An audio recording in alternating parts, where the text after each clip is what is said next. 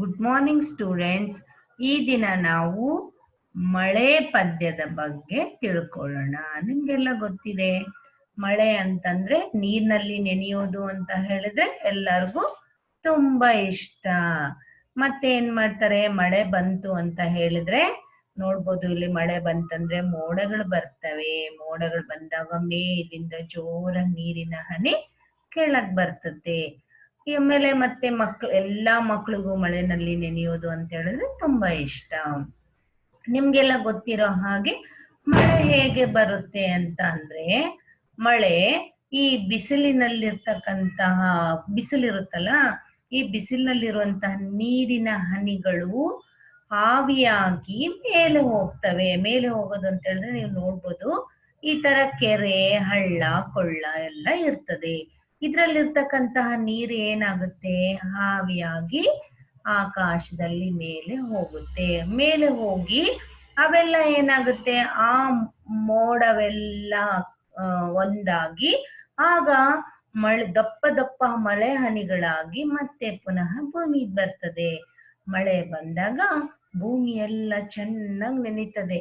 ನೆಂದಾಗ ಅಲ್ಲಿರ್ತಕ್ಕಂತ ಗಿಡ ಮರಗಳೆಲ್ಲ ಚೆನ್ನಾಗಿ ಚಿಗಿತವೆ. ನೀವು ನೋಡ್ಬೋದು, ಎಲ್ಲಾ ಗಿಡಗಳಲ್ಲಿ ಏನ್ ಬಂದಿದ್ದೇವೆ, ಹೂವು ಹಣ್ಣು ಚೆನ್ನಾಗಿ ಹರಡ್ಕೊಂಡಿದೆ.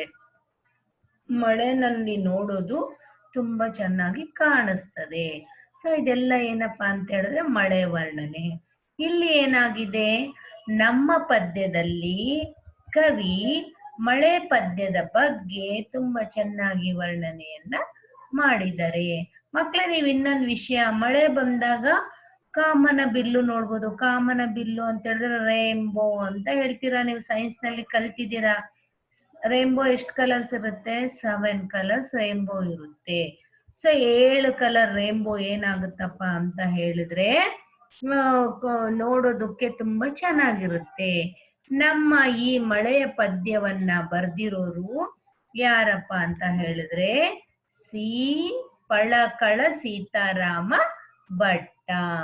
ಇವರು ತುಂಬಾ ಚೆನ್ನಾಗಿ ಅತ್ಯಂತ ಸರಳವಾದ ಭಾಷೆನಲ್ಲಿ ಅತ್ಯಂತ ಸರಳವಾದ ಪದಗಳನ್ನ ಬಳಸಿ ನಮಗೆ ಮಳೆಯ ಬಗ್ಗೆ ಹೇಳ್ತಾ ಇದ್ದಾರೆ.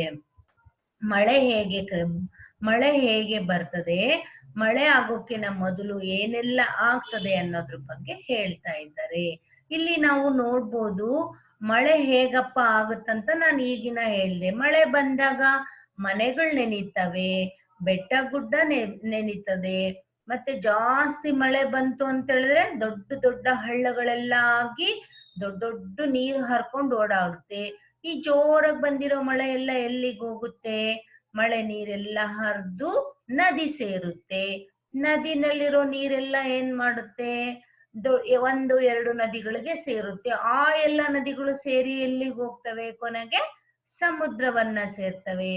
ಮುಂದೆ ಸಮುದ್ರದ ನೀರು ಸಾಗರಕ್ಕೆ ಸೇರುತ್ತೆ. ಹೀಗೆ ಒಂದು ಹನಿ ಬಂದಿರುವಂತಹ ನೀರು ಕೊನೆಗೆ ಸಮುದ್ರವನ್ನ ಸೇರುತ್ತೆ.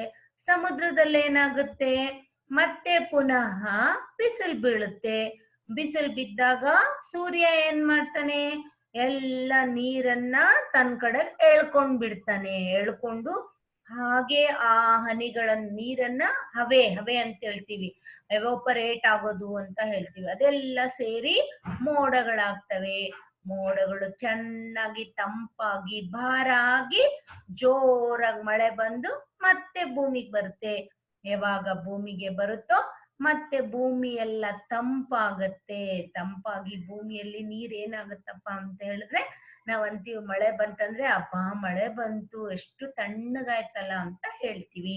ಇಲ್ಲಿ ಈ ಪದ್ಯದಲ್ಲಿ ಸೀತಾರಾಮ ಭಟ್ಟ ಅವರು ನಮ್ಗೆ ಮಳೆ ಹೇಗೆ ಆಗುತ್ತೆ ಅನ್ನೋದ್ರ ಬಗ್ಗೆ ಹೇಳ್ತಾ ಇದ್ದಾರೆ. ನೋಡೋಣ ಮಕ್ಕಳೇ, ಮಳೆ ಪದ್ಯ.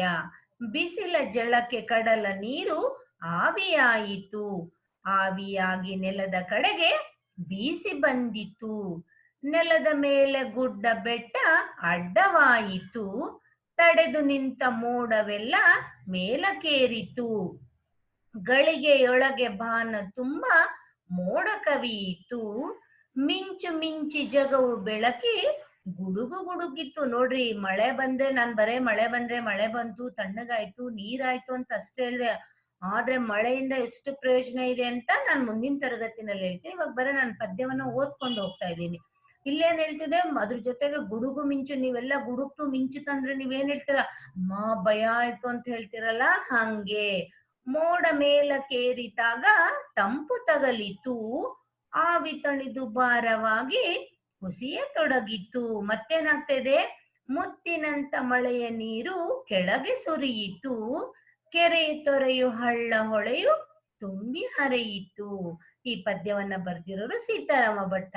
ನಾನು ಇಲ್ಲಿ ಯಾವುದೇ ರೀತಿಯ ಮಳೆ ಪದ್ಯದ ಒಂದು ಸ್ವಲ್ಪ ವಿವರಣೆಯನ್ನು ಸಹ ಮಾಡಿಲ್ಲ ಮಕ್ಕಳೇ.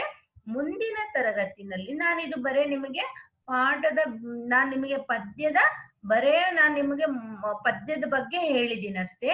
ಮುಂದಿನ ತರಗತಿನಲ್ಲಿ ನಾನೇನ್ ಮಾಡ್ತೀನಿ, ಈ ಪದ್ಯದ ವಿವರಣೆಯನ್ನ ಒಂದೊಂದೇ ಸಾಲನ್ನ ಓದ್ತೀನಿ, ಅದರ ವಿವರಣೆಯನ್ನ ಮುಂದಿನ ತರಗತಿನಲ್ಲಿ ಮಾಡ್ತೀನಿ. ಧನ್ಯವಾದಗಳು. ಈ ಪದ್ಯವನ್ನ ನೀವು ಮತ್ತೆ ಮತ್ತೆ ಮನೆಯಲ್ಲಿ ಕುತ್ಕೊಂಡು ಓದ್ಕೋವಂತ್ರಿ.